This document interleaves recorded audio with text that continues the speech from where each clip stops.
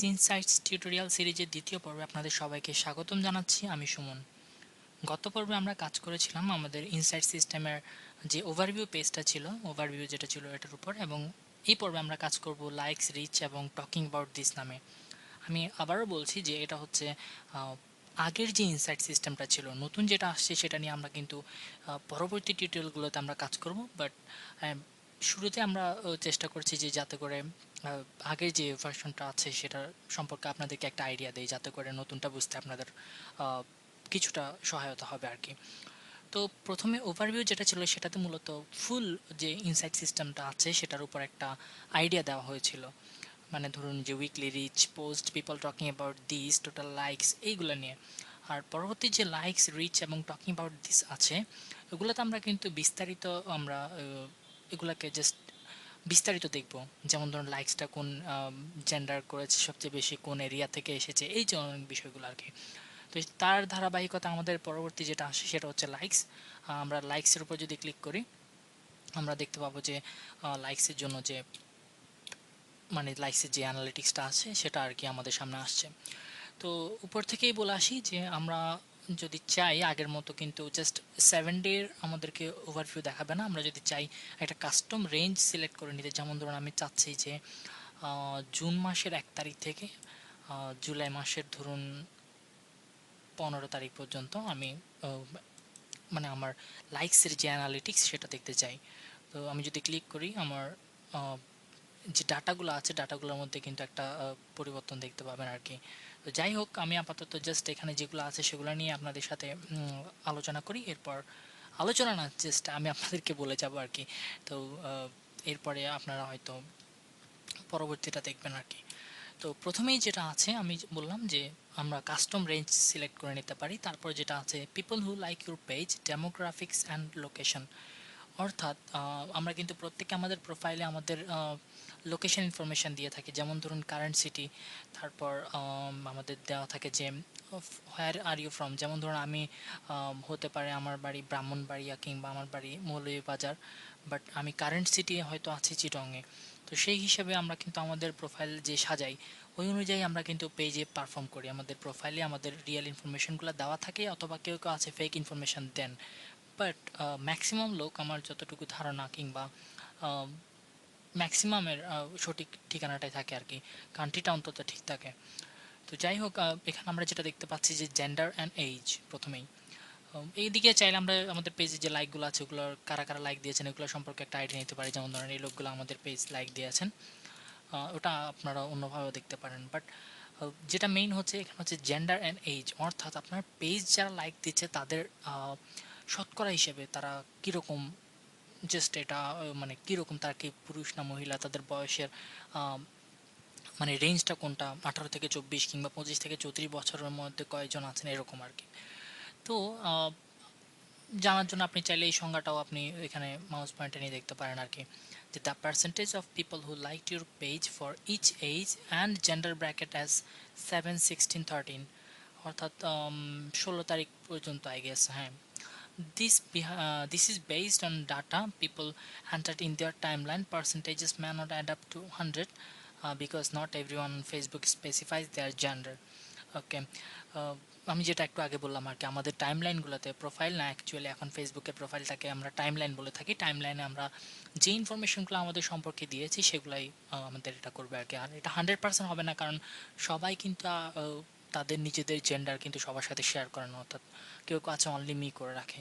তো যাই হোক, আপাত দৃষ্টিতে যেটা দেখা যাচ্ছে যে আমাদের 22% মানে শতকরা 22 ভাগ যেটা হচ্ছে আমাদের ফিমেল এবং 78% হচ্ছে মেল, যাদের মধ্যে 13 থেকে 17 বছর বয়স রেঞ্জ। অর্থাৎ জাস্ট 13 to 17 যে মাঝখানের রোতে যেগুলো দেখতে পাচ্ছেন ডাটা, মানে ওই কলামগুলোতে, ওই কলামগুলো হচ্ছে জাস্ট এইজের যে রেঞ্জটা, অর্থাৎ 13 থেকে 17, 18 থেকে 24, 25 থেকে 34 এবং 35 থেকে 44, এভাবে যেটা আছে এটা হচ্ছে আমাদের বয়সের রেঞ্জ। অর্থাৎ ধরুন 13 থেকে 17 বছর বয়সী আমাদের এখানে আছে মেল 78%-এর মধ্যে, মানে 1.8%। আর যেখানে আছে 18 থেকে 24 যেটা আছে সবচেয়ে বেশি, 59.6% মেল এবং 18.1% হচ্ছে ফিমেল।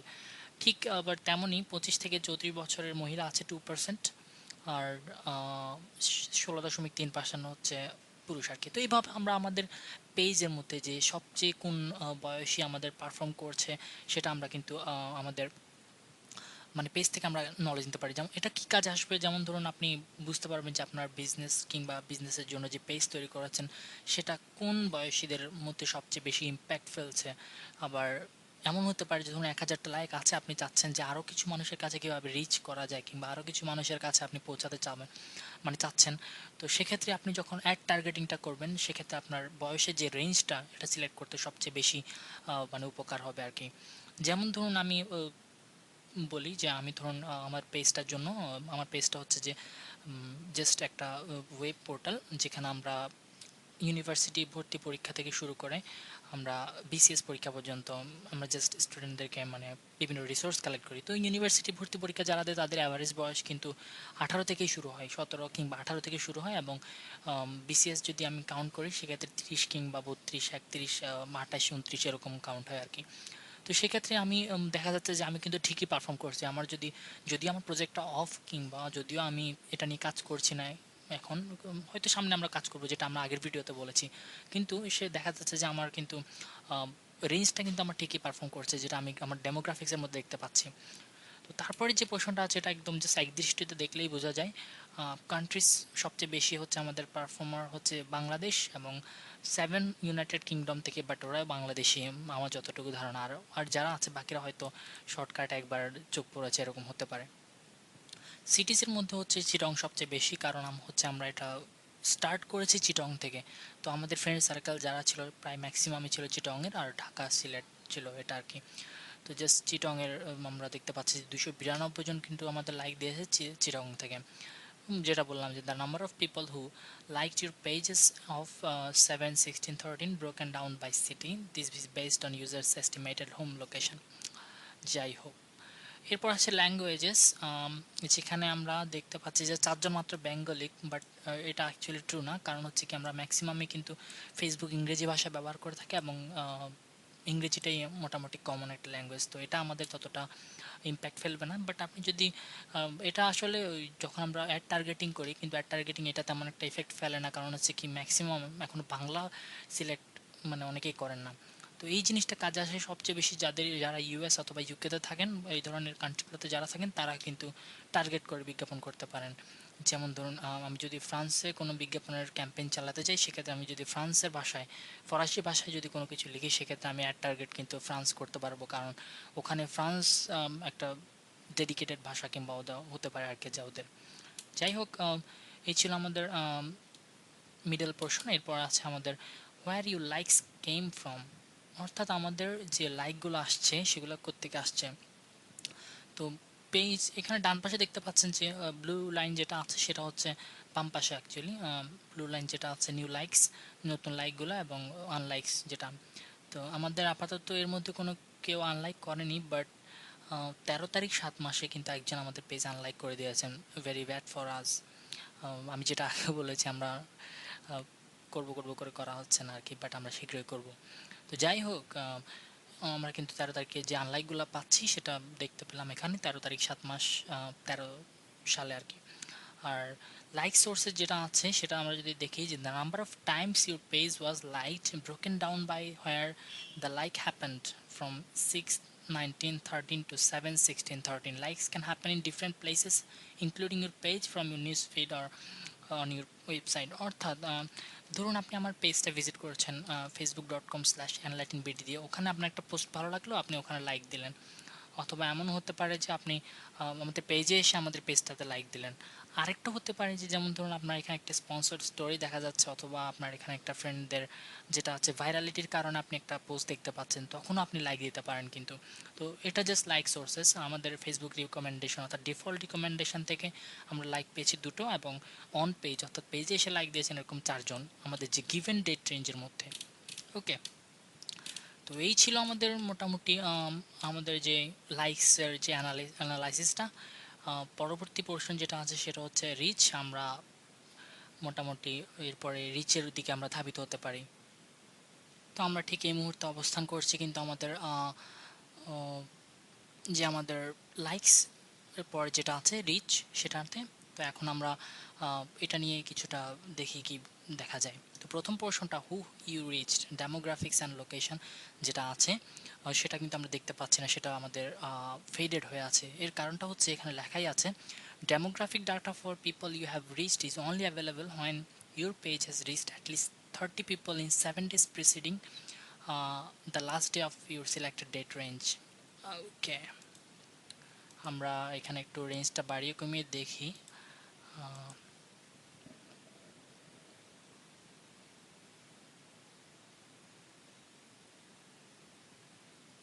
আম, মূল কথা হচ্ছে আমি 30 পিপল রিচ করার 7 দিন পিরিয়ডে অর্থাৎ 30 পিপল রিচ করেছি কিনা। তো আমি যেটা দেখলাম যে আমাদের পেজটা যেহেতু অফ, সেক্ষেত্রে আমি কিন্তু এটা পাচ্ছি না। বাট যদি পেতাম আমাদের কিন্তু এরকম একটা অ্যানালাইসিস দেখতে পারতাম যে আমরা কোন এই যে আগের মতো জাস্ট লাইকের মধ্যে আমরা যেরকম একটা যে মেল ফিমেলের যে একটা ধারণা পেয়েছিলাম, সেটা এরকম একটা জিনিস পাবো আর কি আমরা। যাই হোক, এটা আমরা আপাতত বাদ দিই যেহেতু আমাদের এখানে নেই। আমরা হয়তো নেক্সট যে টিউটোরিয়ালগুলো আসতেছে ওখানে হয়তো কোনো একটা পেজে থাকলে আমরা আপনাকে এটা বিস্তারিত বুঝিয়ে দেবো আর কি। আর যেটা হচ্ছে নেক্সট আছে how you reached your people reach and frequency. আমি যেটা বললাম যে ফ্রিকোয়েন্সি আমাদের স্ট্যাটিস্টিক্সই ছিল, বাট এখানে ফ্রিকোয়েন্সি মানে হচ্ছে আরেকটা কিছু যেটা আপনাকে আমি একটু পরে বলছি।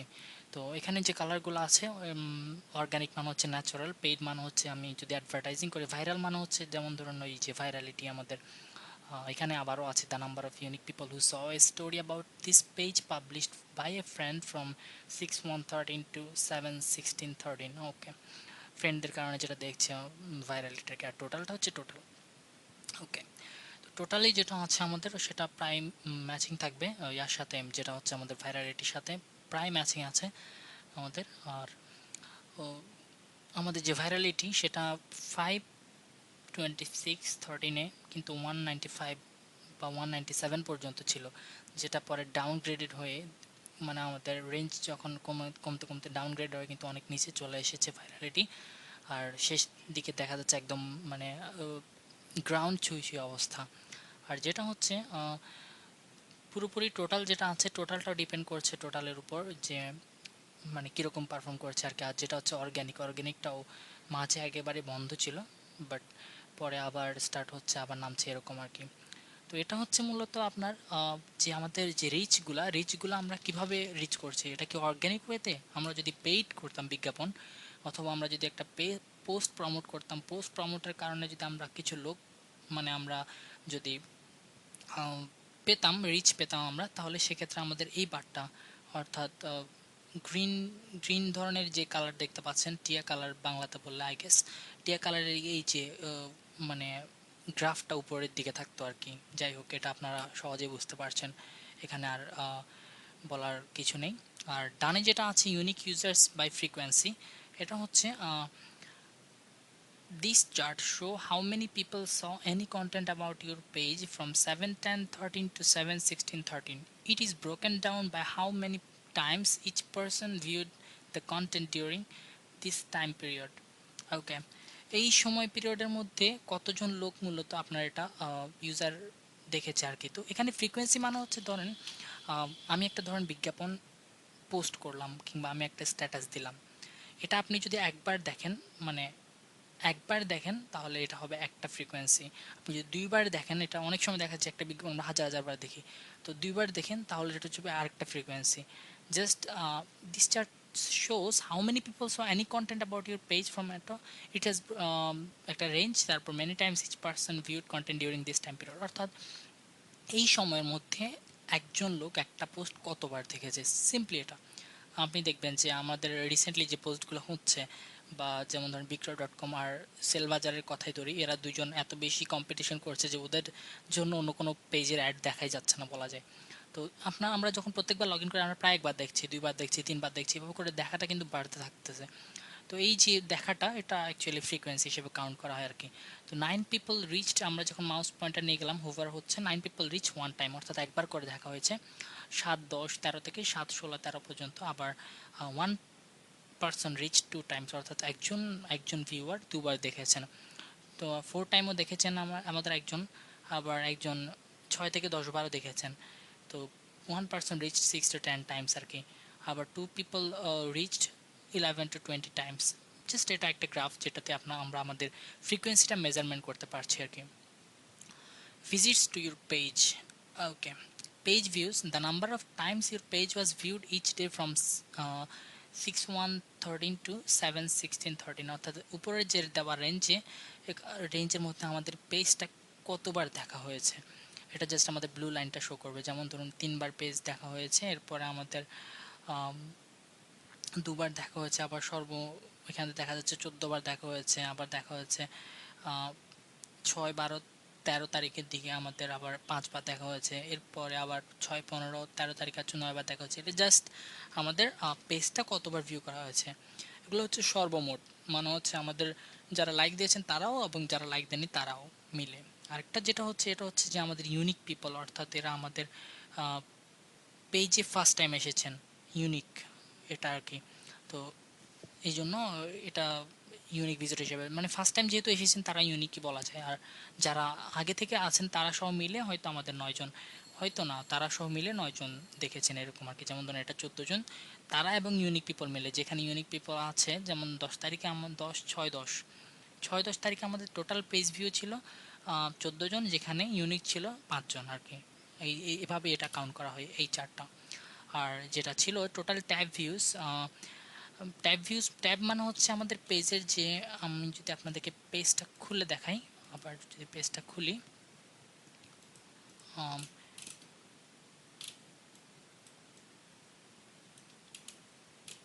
এই যে পোর্শনগুলো এক একটা ট্যাব নামে পরিচিত। যেমন ধরুন এটা একটা অ্যাবাউট ট্যাব, এটা হচ্ছে ফটোস ট্যাব, এটা হচ্ছে লাইকড ট্যাব, এরকম আর কি। তো এই যে ট্যাবগুলো যে ভিউ হয়েছে, মানে সর্বোচ্চ টোটাল ট্যাব ভিউ যেটা আছে সেটা হচ্ছে টাইমলাইন, অর্থাৎ আমাদের টাইমলাইন ট্যাবটাই সর্বোচ্চ দেখা হয়েছে। এবং অ্যাবাউট সেকশনে যে ট্যাবটা আছে সেটা সবচেয়ে দেখা হয়েছে 6বার, প্রোফাইলটা দেখা হয়েছে 4বার, তারপরে মেসেজ ইনবক্স দেখা হয়েছে, ফটোস দেখা হয়েছে 2বার, টাইমলাইন দেখা হয়েছে আবার 1বার, এরকম আর কি। এটা জাস্ট মোটামুটি বলা যায় যে ততটা ইম্পর্টেন্ট না। বাট এক্সটার্নাল রেফারার যেটা হচ্ছে যেমন ধরুন আমি আমার পেজ, এখানে আমাদের কোনো রেফারার নেই, কারণ হচ্ছে আমাদের পেজেও কিন্তু আমাদের ওয়েবসাইটে তার সেরকম একটা ভিজিটর নেই। এক্সটার্নাল রেফারার মানে হচ্ছে যেমন ধরুন আমি যদি আমার ওয়েবসাইটে এই পেজটা একটা লিঙ্ক দেই এবং ওই লিঙ্কে ক্লিক করে যদি কেউ একজন আমার পেজে আসে, এই ফেসবুক পেজে, সেক্ষেত্রে কিন্তু এটা একটা রেফারার হিসেবে, এক্সটার্নাল রেফারার হিসেবে কিন্তু কাজ করবে আমার ওয়েবসাইটটা আর কি। তো যেহেতু আমাদের পেজে ভিজিটর নেই, আমাদের একটা ডাউন প্রজেক্ট, সেক্ষেত্রে আমাদের কিন্তু কোনো এক্সটার্নাল ভিজিটর নেই, মানে এক্সটার্নাল রেফারার নেই। এরপরে যেটা আছে সেটা হচ্ছে টকিং অ্যাবাউট দিস সম্পর্কে আমরা ওভারভিউতে বিস্তারিত বলেছি। এখানেও জাস্ট এইজ এবং জেন্ডার নিয়ে একটা অ্যানালাইজ দেখানো হবে। বাট যেটা হচ্ছে যে 30 জন, যেহেতু আমাদের টকিং অ্যাবাউট দিস নেই, সেক্ষেত্রে আমরা কিন্তু দেখতে পাচ্ছি না। আর যেটা আছে how people are talking about this page. Okay, 4 people, এটা হচ্ছে টকিং অ্যাবাউট দিস সংখ্যাটা, অর্থাৎ number of unique people who created A story about your page, অর্থাৎ কে কে আমাদের কমেন্ট, লাইক ইত্যাদি করেছেন। এটা জাস্ট 0 থেকে 4 পর্যন্ত ছিল, 4 জন, তারপরে হয়তো 2 জন করেছেন, 1 জন করেছেন, এরকম। আর উপরে আছে জনে সর্বোচ্চ 7 জন পর্যন্ত। আর ভাইরাল রিচ যেটা হচ্ছে টকিং অ্যাবাউট দিস হওয়ার কারণে যে আমরা ভাইরালিটিটা আমরা পাচ্ছি। যেমন ধরুন the number of unique people who saw a story published by a friend about your page from 6/19/13 to 7/16/13, use the drop down to see specific story type আর কি। এখানে জাস্ট ওই যে আমরা ড্রপ ডাউন ইউজ করে যে page লাইকের কারণে কজন ভাইরালিটি পেয়েছিলাম, তারপরে আবার আমাদের ধরুন স্টোরিজ ফ্রম ইউর পোস্ট থেকে আমরা কয়জন পেয়েছিলাম, কিছুই পাইনি লাস্ট 7 ডেতে। মেনশনস অ্যান্ড ফটো ট্যাগস কিছুই নেই, বাট আমাদের জাস্ট লাইক নিয়ে কিছুটা হয়েছে আর কি, যতটুকু। তো এটা হচ্ছে ভাইরাল রিচ। আমি জাস্ট সিম্পলি যদি বলি, এটা হচ্ছে জাস্ট কতজন লোক আমাদের এই ব্যাপারটা সম্পর্কে টকিং করছেন, এবং মানে টকিং মিন্স কি, আমাদের লাইক, কমেন্ট, ট্যাগ এগুলা করছেন। তারপর আর ওই লাইক কমেন্টগুলোর কারণে আমরা যে ভাইরাল রিচটা পাচ্ছি সেটা একটা সংখ্যা, আমরা জাস্ট একটা গ্রাফিক্যাল রিপ্রেজেন্টেশন দেখছি আর কি। তো আমরা যদি চাই, এরপরে আমরা যদি চাই যে ধরুন আমি ওভারভিউতে গেলাম, ওভারভিউ থেকে আমি চাইলাম যে আমার এই ডাটাটা আমরা এক্সপোর্ট করব। এক্সপোর্ট করতে চাইলে আমরা পেজ লেভেল ডাটা এক্সপোর্ট করতে পারি, আমরা চাইলে এক্সেলে মাইক্রোসফট এক্সেল ফরম্যাটে করতে পারি, অথবা কমা সেপারেটেড ভ্যালুস এক্সেল মানে সিএসভি ফরম্যাটে করতে পারি। তো সিএসভিতে করলে হয়তো আমাদের সুবিধা হচ্ছে কি, আমরা এটা চাইলে হয়তো আমরা কোনো ডাটাবেসে যদি আপলোড করতে চাই এই ডাটাগুলো, সেক্ষেত্রে করতে পারি, অথবা নর্মালি আমরা যদি এক্সেলেই করি এক্সেলেই করতে পারি আর কি। আর এখানে যে সিলেক্ট ডাটা টাইপ আছে page level data, page level data হচ্ছে মিন্স আমাদের ধরুন পেজ লেভেল অর্থাৎ টোটাল লাইকস কিংবা টোটাল রিচটা এটা আছে সেগুলো নিয়ে কাউন্ট হবে। আর যদি পোস্ট লেভেল হয় সেক্ষেত্রে আমাদের পোস্টগুলোতে যে ইন্টারাকশান অর্থাৎ আমাদের লাইক কমেন্ট ইত্যাদি যে পোস্টগুলোতে ইন্ডিভিজুয়ালি শুধুমাত্র পোস্টগুলোতে তখন শুধুমাত্র পেজের মধ্যেই সীমাবদ্ধ থাকবে না, পোস্টগুলো যেমন ধরুন আমরা যে স্ট্যাটাসগুলো দিয়েছি ওগুলোর উপর ভিত্তি করে আমাদের যে আউটপুট ফাইলটা আসবে আর কি। তো আমি যদি পেজ লেভেল ডাটা দিই এবং এটা জাস্ট একটু আপার করে দিই, জুন মাস না দিয়ে আমি ধরুন মে মাসের 1 তারিখ দিলাম, এবং আমি যদি এক্সেল ফরম্যাটে ডাউনলোড দিই সেক্ষেত্রে আমার 2.9 মেগাবাইট একটা ডাউনলোড হয়েছে। আমি দেখি যদি এটাকে অন করে এমএস এক্সেলে আমরা দেখতে পাবো যে কীরকম এক্সপোর্টটা আসছে আর কি।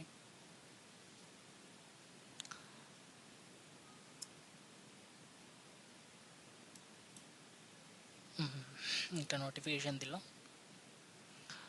যাই হোক। হ্যাঁ, আমরা জাস্ট একটা চার্ট দেখতে পাচ্ছি এক্সেলে, আমরা যেখানে 13 তারিখে আমরা দেখেছি daily people talking about this, যেটা হচ্ছে তার daily the number people sharing stories. এভাবে করে আমরা বিস্তারিত আমাদের জাস্ট অফলাইনে যদি আমি ডাটাটা কালেক্ট করতে চাই সেক্ষেত্রে আমরা এভাবে এক্সপোর্ট অপশন ব্যবহার করে আমরা কাজটা করতে পারি আর কি। তো এটাই ছিল আমাদের মূলত দ্বিতীয় পর্ব, একটু লেংদি হয়ে গেছে মনে হচ্ছে, বাট মূলত আমি যতটুকু চেয়েছি আপনাদেরকে মোটামুটি ওভারভিউ দিতে পেরেছি। তো নেক্সট যে পর্বটা থাকবে আমাদের, সেই পর্বে আমরা আমাদের নতুন যে অ্যানালিটিক্স সিস্টেম বা নতুন যে ইনসাইট সিস্টেম সেটা নিয়ে আলোচনা করব। তো সবাইকে ধন্যবাদ দেখার জন্য ধৈর্য ধরে, এবং পরবর্তী টিউটোরিয়ালের জন্য আমন্ত্রণ রইল আপনাদের সবাইকে, জানানো হলো আর কি। তো ধন্যবাদ সবাইকে, সবাই ভালো থাকবেন।